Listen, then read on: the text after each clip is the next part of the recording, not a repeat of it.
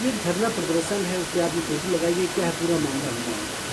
नहीं, प्रदर्शन तो नहीं है, ये हमको सोशल मीडिया के माध्यम से और आप सब भाइयों के माध्यम से मालूम हुआ कि कुछ 4-5 लोग एक होर्डिंग लगा करके ये कह रहे थे, उसमें उनकी कोई 1.5 या 2 फीट ज़मीन हमारे द्वारा कब्जा की जा रही है। एक तो मैं स्पष्ट कर दूं कि ना मैंने कभी किसी की 1 सूत 1 इंच ज़मीन ली है और ना पूरे जीवन हमारी लेने की भावना है, और ईश्वर से ये प्रार्थना करूंगा कि ये प्रेरणा उनकी सदैव हमारे पास रहे।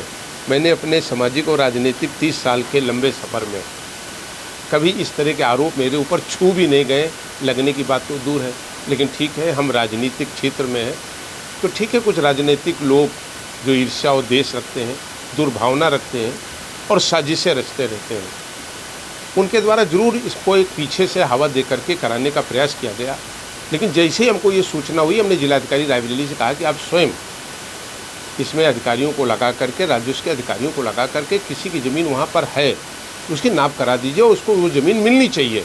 मैं आपके मीडिया के सामने कह रहा हूँ कि अगर किसी व्यक्ति की, हमारे बगल जैसा बताया गया कि एक पटेल जी के किसी दलित भाई की तो ज़मीन नहीं है हमारे बगल, लेकिन एक तरफ नहर है, एक तरफ पटेल भाई की बताई जाती 4 फीट उनकी ज़मीन है या 5 फीट जो भी हो उनकी, तो बिल्कुल उनको दिलाई जाए। उनके अगर अभिलेख में है तो उसकी जांच कर ले राजस्व विभाग।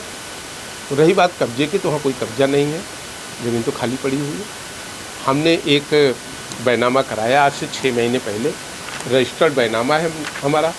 जिस व्यक्ति के नाम ये ज़मीन दाखिल खारिज थी, जिसके नाम राजस्व के अभिलेखों में थी, उससे हमने 88 लाख रुपए दे करके इस ज़मीन को हमने जरिए उनके अकाउंट दे के हमने ट्रांसफ़र कराया।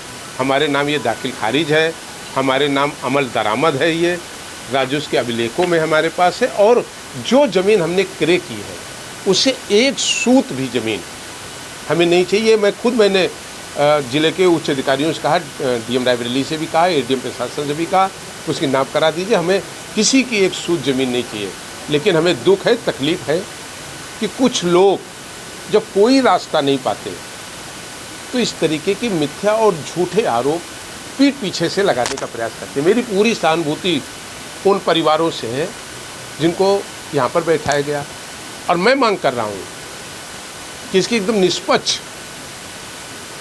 जांच करके उनकी नाप कर दी जाए। ये मैं मांग कर रहा हूँ जिला प्रशासन से। और 1 सूत भी हमें किसी दूसरे भाई की ज़मीन को न दिया जाए, न मुझे चाहिए और न मुझे ये स्वीकार है। यूपी कांग्रेस और समाजवादी पार्टी के जो ट्विटर हैंडल से इस पर आरोप लगाया गया, ट्वीट किया गया है, और उसके जिला पंचायत अध्यक्ष का बयान लगाते हुए आपके बारे में ट्वीट किया गया। अब सू बोले तो बोले, चलनी क्या बोले जिसके 72 छेद हैं। जिन लोगों ने इस देश में राम की परंपरा को आघात किया हो, जिन्होंने रामचरितमानस को जलवाया हो, जिन लोगों ने गंगा माँ के बारे में अशब्द बोला हो, जिन्होंने महाकुंभ के कार्यक्रम में कोई दिक्कत पैदा हो जाए, उसमें साजिश रची हो, जांच के बाद आ जाएगा सामने। और वो लोग जो मनोज पांडे के नामों को लेकर जिंदाबाद लगाते रहे और कस्में खाते रहे, कम से कम उन्हें तो अधिकार नहीं है, जिन्होंने 30 साल मनोज पांडे की कस्में खाई हों ईमानदारी के और चरित्र की, उनके पास तो ये मुँह नहीं होना चाहिए कि मनोज पांडे के बारे में कोई आरोप लगाएं।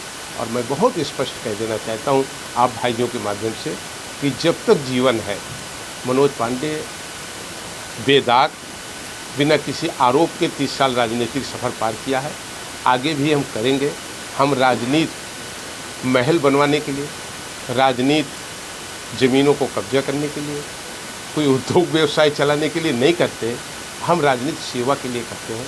पूरा जीवन हरदम गरीब और कमज़ोर के लिए समर्पित रहा। और मैं मांग करता हूं जिला प्रशासन से कि जिन लोगों की जहां ज़मीन है उस ज़मीन को उनकी नाप करके उनको दिलाई जाए। मैं इसका समर्थन करता हूं। और बस ये कहता हूं कि उन विचारों का कोई वो नहीं दोष है।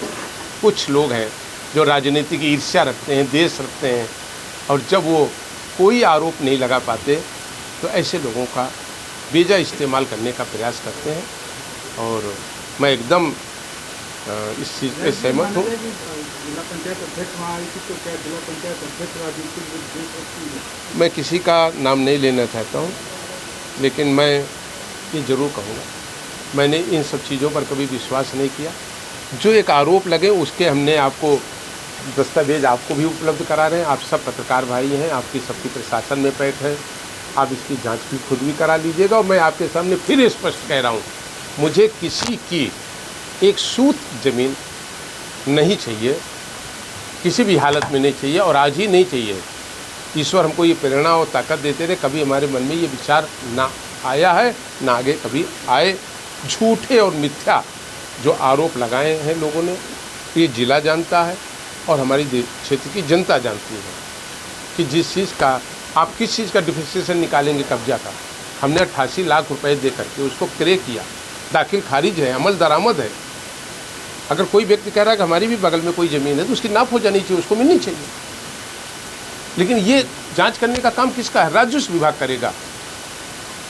ये तो राजस्व विभाग के अभिलेखों में दर्ज होगा। जो अभिलेख कहेंगे वही प्रमाणित माने जाएंगे, ना हमारे कहने से होंगे, ना किसी दूसरे के कहने से होंगे। आप सबका बहुत बहुत आभार, बहुत